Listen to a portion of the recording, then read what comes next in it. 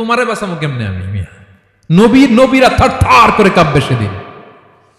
আদম আলাইহিস সালাম বলবেন আমি পারবো না, মাফ করো আমাকে, আমি পারবো না। মানুষগুলো কাঁদতে কাঁদতে বলবে চলো আমরা আদম আলাইহিস সালামের কাছে যাই, যেন আল্লাহরে যে সুপারিশ করে, আল্লাহ আপনি বিচার শুরু করেন।